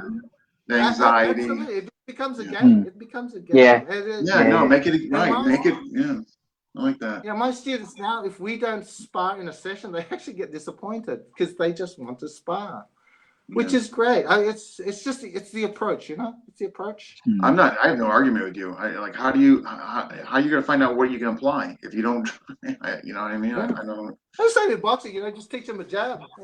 Jab and cover, Yeah. cover. And everybody's just jab. Okay, you jab, you cross. That's all. Okay, I'm only doing that. The other. Okay, you're crossing, you're hooking. That way they become creative and they're using this one technique and they're thinking, okay, how can I apply it in sparring? Yes, Right, exactly. they have to be right. The force creation. Yeah. And what that teaches them is a setup. Oh shit, I can only do a hook. Okay, I've got to get on the outside and boom. Or I can get them to overcommit so I can go bam down. Yeah. That's how I approach it. Wow. I think it's And fantastic. you can do that with any art. It's not just colors illustration or it's not just Anything can be fighting done in system. that manner. Sure. I mean, you're right. No, agreed. But with that, I do have a question over in with regards to the sparring and all that. Yeah, and you know, I'll be the one to say it, so the heat can come on me. I see a lot of the guys, they train in the middle range, all the deflections and all that, and I'm not saying it's doesn't have value. So I don't want that to get misconstrued and all that. However, though, Dangerous. I don't go middle range. I'm either long range or close. Yeah. Yeah, I don't That's go true. middle range is where you double kill. No, I'm not. Yeah. So the question that's why I don't do it because that's the highest probability for double kill. That's why I don't go there. If I ever go to the middle range, it's on my way out or on my way in. Oh, the way as a transitional point. Yeah. Yes. Correct. Exactly. Yeah. But So I don't stay there. So the question is, people say, oh, my training is unrealistic because you're standing too far apart. Well, try to get in. yeah, Exactly. And people do try to get in. Exactly. And they wear like 3 shots before they even get to me, you know. Or when they go in, I do something and it's kind of painful. Now they are, you know what? I think it's less painful being on the outside. So Randall's question here is, of course, they showed a lot of the demonstrations being in middle range, the deflections and all that. But as we all, most of us know, he finished in Largo. And so, do you find yourself fighting in medio with KI techniques very often? Is the question. No. So it's funny. I've got a long reach, so. Like I say, mostly long range, but as soon as you come in, I'll be able to get a strike in. And you got to understand, with Carlos Illustrissimo, it's blades. All right. Now, if you watch the Dog Brothers, because they've got sticks, they take a lot of shots, they wear a lot of shots, but then probably a big percentage of it, they actually finish on the ground with grappling. Yeah. No, They they'll do. crash Yeah. in under an umbrella to Yeah. get a clinch to Yeah. take Yeah, some. I have a doing. lot of respect for the Dog Brothers. I Yeah, think same here, they're same here. way up there with Same Crafty here. Dog and his boys. They're up Mm. there with Mike. They're up there. But remembering, it sticks. If that was No, live 100%. blades, 100%. live blades is a different mentality. Yeah, I reckon live blades you can still get to close in work, but it's not going to be the same because you're bleeding and everything. So I'm always assuming it's blade. Yeah. Anyway, once you get in, I use Illustrissimo catching, tie-ups, and trappings. Anyway, it's not hard to trap people, you know. Yeah. But So yeah, what's your point though? Don't get me wrong. My students do close in on me. Okay, and yes, there is that, and I do close in on them as well. Okay, but the closing in to stay in the middle range, no. My closing is like this, or they're going you to rush like in. this. Yeah. It's never stopping there and there. Mm. At the transition of closing in, there could be a defense or a block here, but I'm still coming in here. Gotcha. Yeah. Wow. Remembering when somebody closes in, I can step aside. Like I can step aside, and it's not necessarily this thing. This thing I sidestep, and he keeps going through. Yeah. Okay. Yeah. Right. Yeah. Awesome, man. I just want. Okay, so we got. Oh my gosh, we got that. So you don't just teach. Obviously, I mean, you teach too, but it sounds like at one time you had a wide range of audience as far as like who you taught, seminars, military, what have you. Military Yeah, law I enforcement. do. Look, this is my niche. Private lessons don't feed me. What feeds me is my students who are instructors. They invite me to their schools to do seminars. Gotcha. Okay, that's where the bulk, especially down south in Victoria. You know, I've got lots of lovely students down there, extremely successful with their schools. They invite me, so I do it like a 2-week seminar tour over there. But yes, what got me on the map was I was minding my own business one day, and just teaching privately, and I got this email from Korea. Sergeant Jeff Guthrie, United States Special Forces, would like to invite you to teach the U.S. and Korean Special Forces, blah, blah, blah, blah, blah. Can you please let us know what your fees are? And I thought, this has got to be spam. So I said, yeah, this is spam. Because I was unknown. I was unknown at that time. So I just typed something kind of formal. Okay, this is how much I charge. And I charged some exorbitant fee. They go, okay, that's fine with us. We can arrange. So it's like, oh shit, this is real. So I went over there and taught them. And when I got back, I don't know why, for some reason, Major Travis Foray from the Australian Defence Force got hold of my name. And I think it was through his old instructor, Jeff Booth. Now, Jeff Booth was instrumental in my success as well. If it wasn't for Jeff Booth, I wouldn't be around. Remind me to tell you about the story later. Anyway, so he invited me to teach the Australian Defence Force, and they used my stuff to create part of the Edge Weapons Awareness program for their trainings. Okay. From the military, then the police found out, then the tactical operations. It's like a domino effect. Yeah. Once somebody, another person gets in there. And my last major corporate gig was Qantas and Jetstar, so I set up their defensive program there. Wow. Okay. I prefer teaching civilians to military police. Just less hoops to jump. I can go to one of my instructors and say, hey, how about a seminar? Yep, fine. Just on a handshake, it's good. Yeah, whereas when you go corporate military, you got paperwork, you got insurance. Insurance and all the bureaucracy and I got you. Yeah, and you get there, and the class is a bunch of people that was told to turn up. They don't want to turn up. And you get at least one or two arseholes, which you have to drop. It just leaves a bad flavor. Yeah, whereas when you go to your student schools, you know what you're getting. I mean, it's right. Gotcha. Yeah. Yeah, it's like, I was teaching one of the Australian military special forces once, and we were just mulling around before the start of the class, and they've got their assault rifles and everything. One of the guys come up to us and said, "Well, I've got this. Show me the assault rifle. You've got a knife. Who do you think will win?" I said, "Well, okay. Does that rifle have any bullets?" I said, "No, we're not allowed to have live ammunition." Well, Yeah. fine. I've got this knife in my pocket. I can stick up your ass right now. You don't need that. Wow, that's Yeah, crazy. civilians. Gosh, what so So what was I say there? And we got what? So yeah, I mean, if you want, I got a few more questions, but if you want to jump into the story about the guy who was really instrumental in helping you, let's. Yeah, Jeff Booth. This was even before all my seminars. He knew we met when we were Guardian Angels. We joined the Australian Guardian Angels, and he ended up leading the Guardian Angels here in Australia, and I ended up training the Guardian Angels here in Australia. And we developed a really good friendship. And he knew I taught martial arts and didn't make any money, and he had a really and still has a successful school. He goes, "Look, come to my place. I'll set up a seminar. You can teach." And the first seminar was like 96 people. Anyway, so we developed a really close friendship for a long time.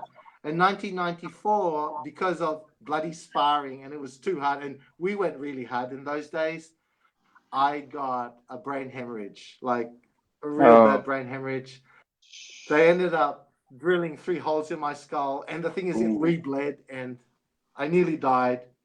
Doctor said, "Look, if you ever get hit in the head again, it could kill you." So I gave up martial arts. So for about 3 years, I was really lost. I tried menial jobs. I just couldn't. And I get a phone call. It was Jeff Booth. He goes, "What are you doing?" I said, "Nothing." I said, "Why don't you start teaching?" "I can't. I'm going to die." I said, he goes, "That's bullshit. You're going to start teaching." I said, "I don't want to." I said, "You have all that knowledge in your head, and you're going to throw it away. The world needs to know." And I said, "Okay, I'm going to set up a seminar again." "Okay, you're going to turn up." I said, "No, I'm not." Anyway, he set up a seminar on the day, on the morning. He goes, "Where are you?" I said, "I'm at home." I said, "What?" You should have seen him, man. I said, "All right, I'll be around."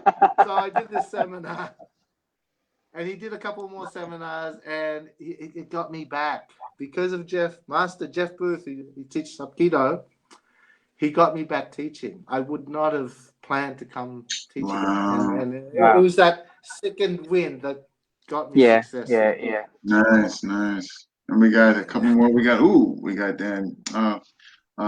We got Guru Maul. Hey, and then Mike Frazier. That's all Topher and Edgar did was fight. Wow. Yeah, just. And we got here's a question from somebody. Yeah. Aloha from Hawaii. Guru Dean Franco, Guru Raymond Floro. And a question for Hawaii. Maestro Ray. Been getting my butt kicked by Jay. Any advice on leveling the field? Yeah, hit him from behind.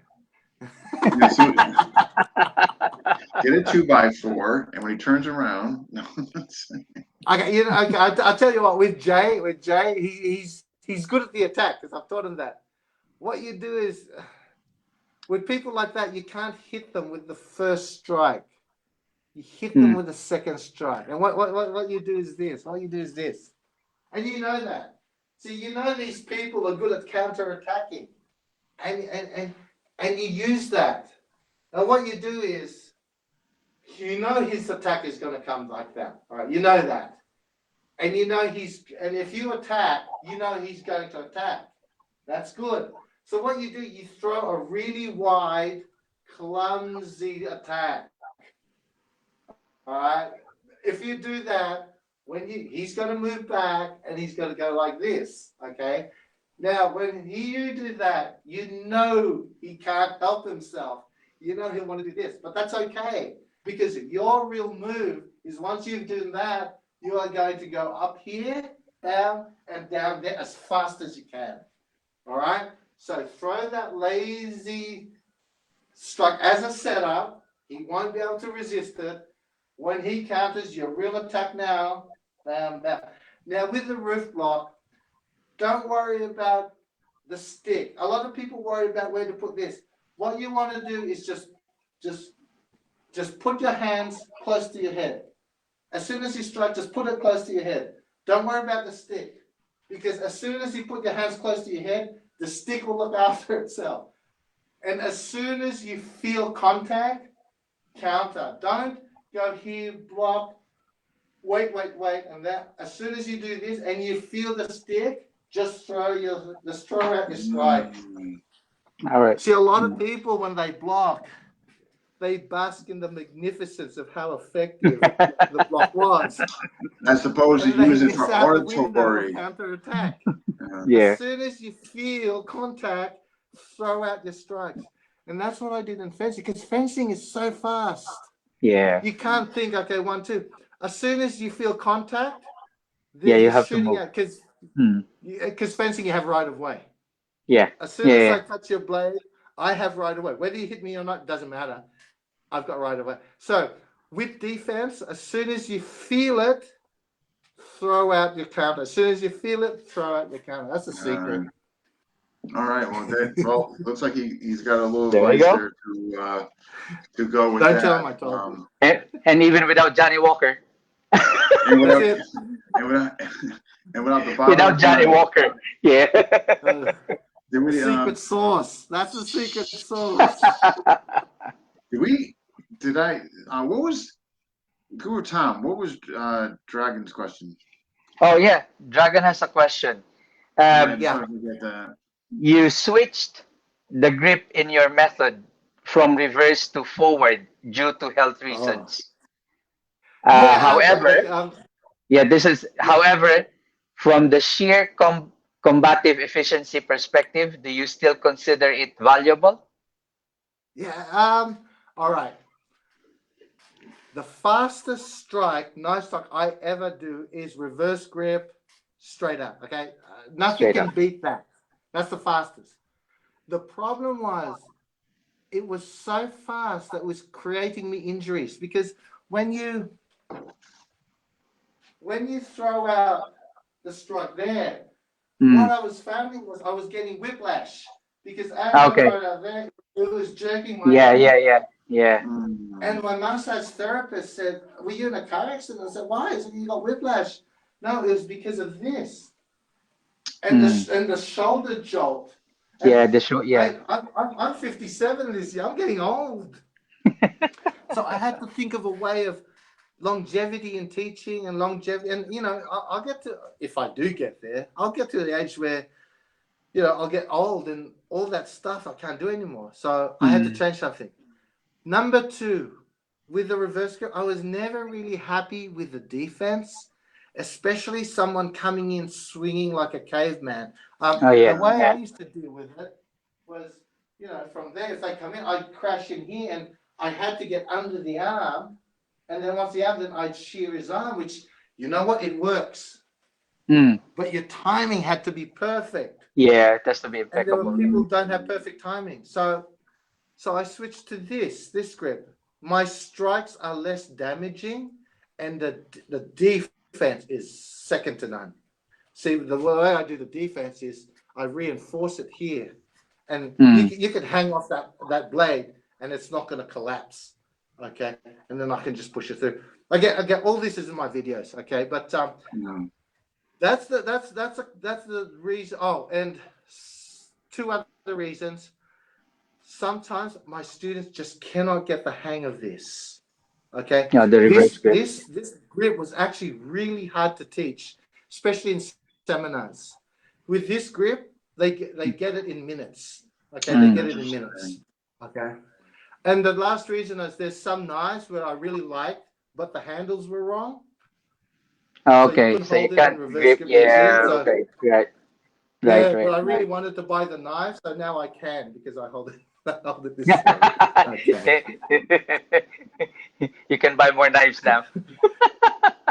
Yeah, I can buy more knives now. Yeah. So that's it. But I use a thing called a speed assist where I use the live hand to flick it out. Yes, right. Yeah. There's videos on YouTube on that. That compensates for the slowness. It's really fun. Now that's probably the easiest way to learn non-telegraphic strikes, because With you know how I assist. said, oh yeah, arm first, then the body. When you do that, that's all it is. See, Right, right. but you got to flick it. You got. What you do is you get a ball and you throw it a few times like this to get used to it.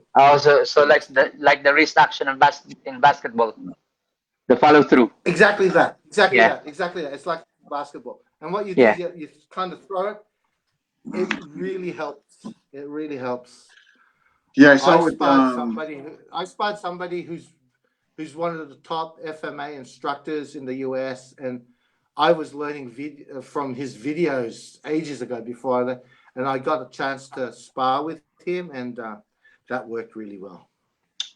that wouldn't I know who that is. I think I know that guy. I'm just saying. I won't say, I respect him so much.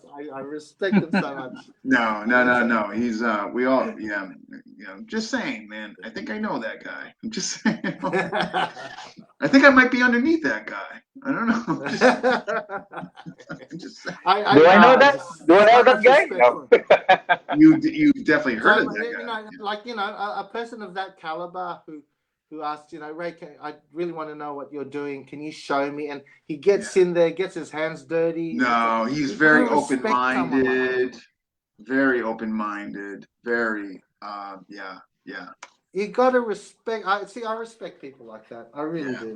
Yeah, very To me, open-minded. they're way up there. That's a master. You see, that's a master.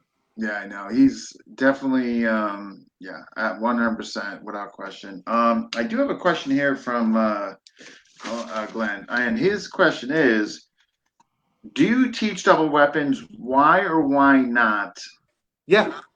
And Yeah, I do. Like double swords or spotting dagger. Okay. Yeah, that's what. So he said any configuration. Oh, okay. Yeah, but I'll just get sticks. I'll just get sticks. I don't usually have sticks here. I only have blades.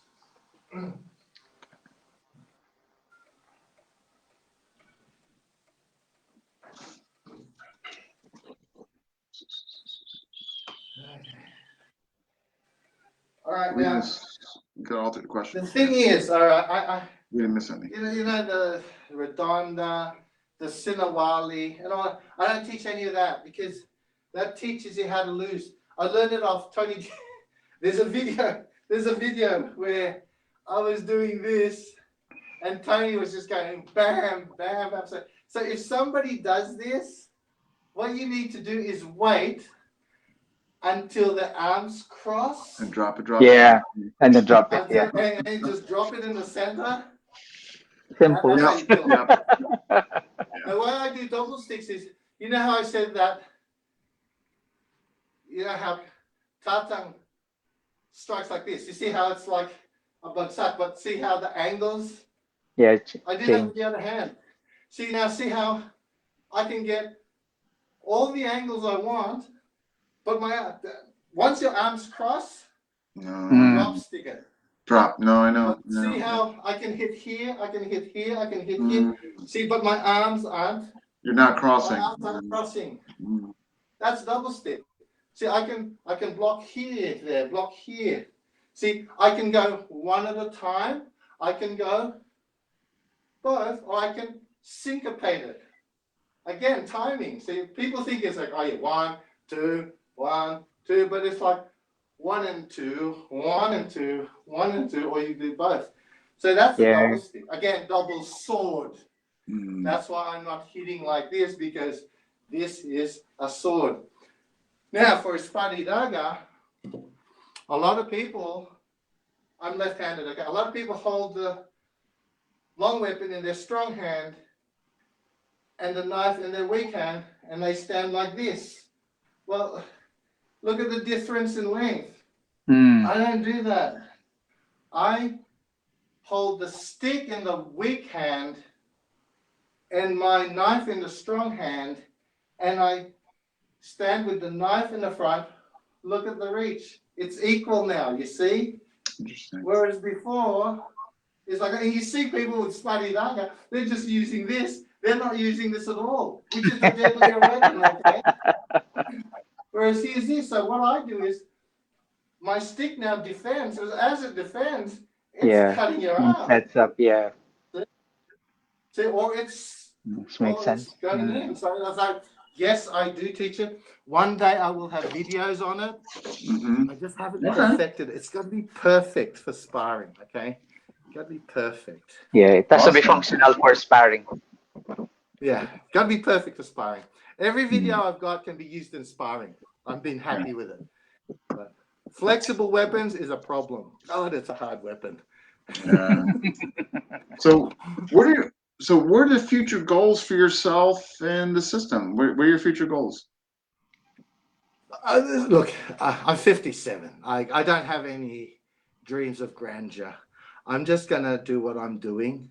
I'm just going to pass it on, and it's up to my students to do what. Look, when I die, my name dies. I'm not one of those guys that,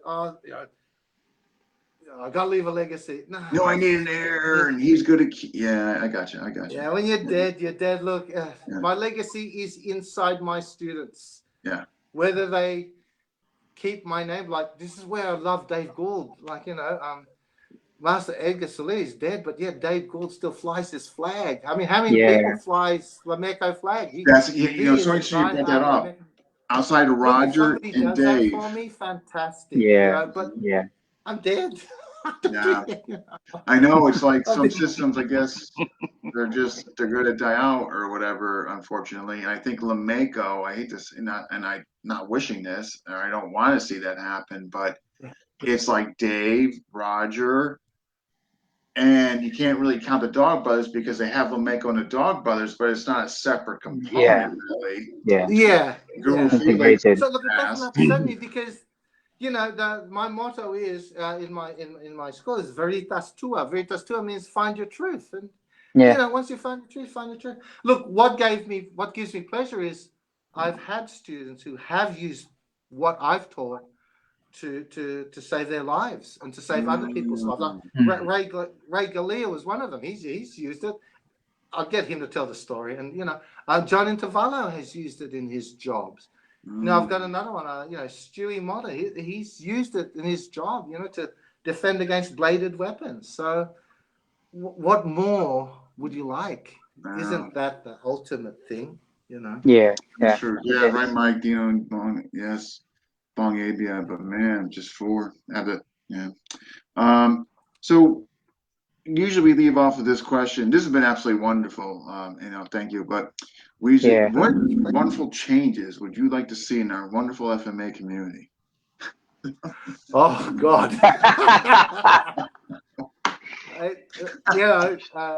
Should I bring the popcorn out? I'll think the politics in Colors Illustrissimo is so bad. Although people have been dying lately, and I'm great. Yeah, but here's the thing, though.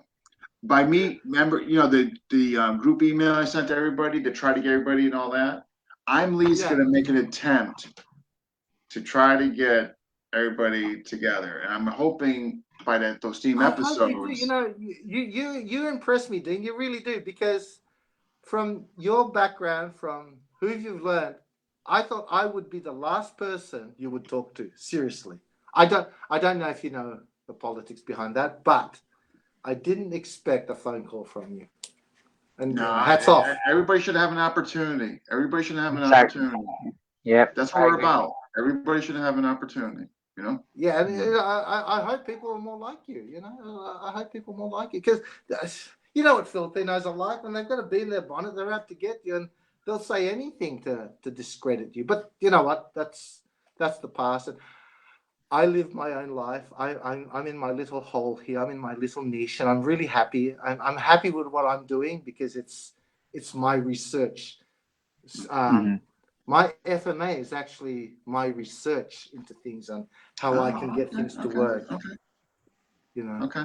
But you're still. I've just been lucky. I've got a good lineage. Yeah. No, you do. Mhm. Are you, and you're still interested in doing that? Getting all the KI guys together when I do that, the Yeah, interviews? man. Yeah. No, I'm good. Good, So long, good. so long as it's not a bloodbath when we do No, I'm not. I wouldn't allow it. I wouldn't allow it. No, the whole thing. I wouldn't allow it. You're gonna check weapons at the door. Yeah, I mean, no, I'm not. Yeah, it wouldn't. It wouldn't Maybe be better allowed. keep it virtual. Yeah. Leave your Tom, you're a naughty boy. leave your virtuals, your liquid sword. But look, you know what? There's I mean, there's only 2 masters left from the original group. I know. It's like, come on. It's time to put things to bed, man. Come on. You I know what agree. mean? Totally agree. Come on. Totally Come on. agree. If people want KI to people be more exposed to it, see the beauty of it, I think by me trying to get all you guys together, I think it's going to help.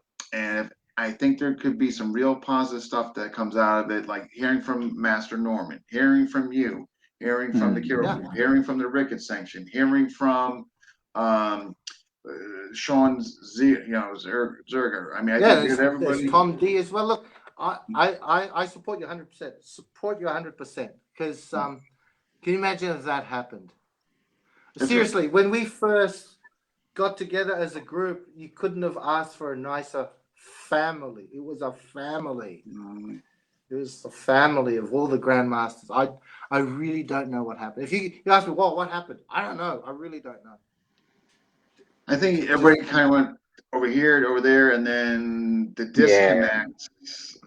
If I had to guess, I don't know. But what I want to do is the only thing I'm going to be comfortable and happy with that I can honestly say, like, hey, I attempted to bring unity, bring these people together, so the system can flourish and everybody can. There's always a value to see everybody's version of KI. There's something you can get from them. It's going to further enhance your journey.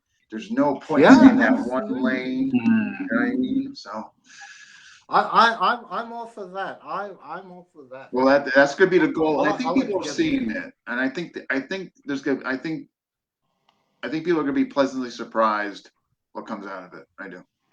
You know. I think that's make heaps of that's good. Because I won't allow it. The both of you, they're doing a great job. Yeah, I'm looking forward. I appreciate it, and I appreciate you wanting to do it too. Because I mean, the more we get in there, then the more we can be a collective front. Yeah, absolutely. Well, call me anytime if you ever want to talk.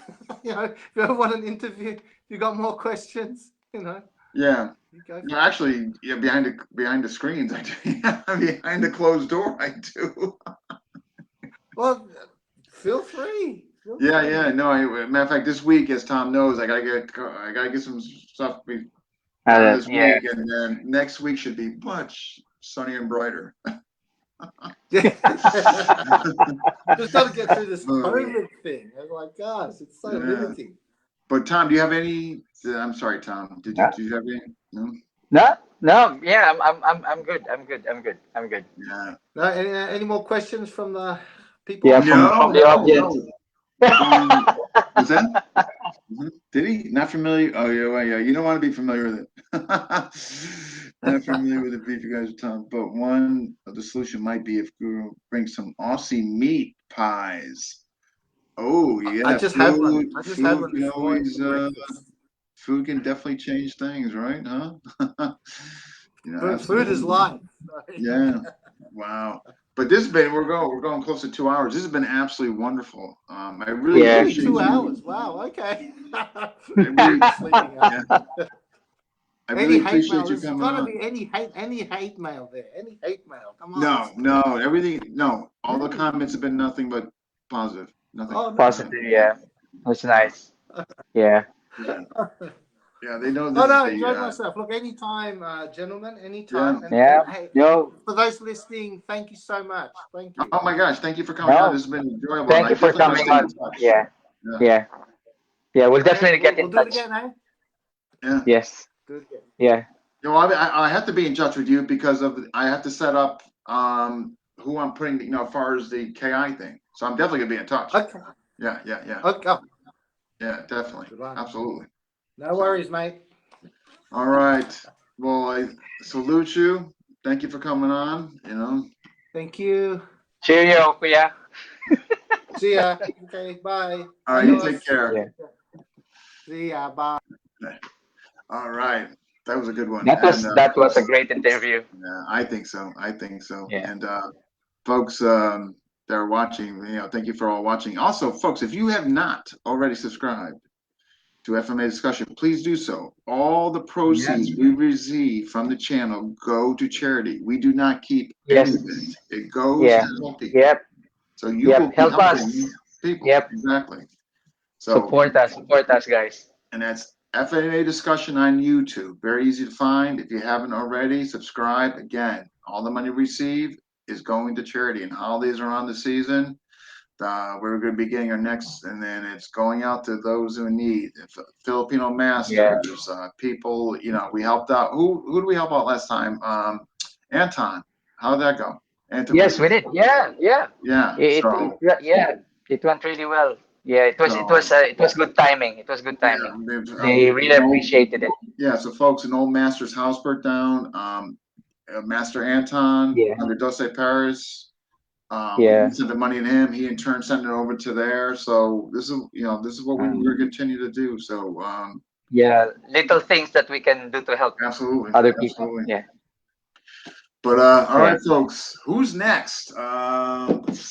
Sunday. Because Sunday is a I had the Soriano brothers, Lentawak, Jeff. all right. Yep. Soriano. So that's Soriano brothers. Yes. Yeah. But all right, you folks, thank you for tuning in, and Tom, thank you as always. And I have this feeling. Always a pleasure. We're going to be in touch. Yeah, definitely. I just have this feeling. I don't know. You're becoming very intuitive. Yes. All right, man. You take care. Take care too. Bye. And good night, all. See you Sunday.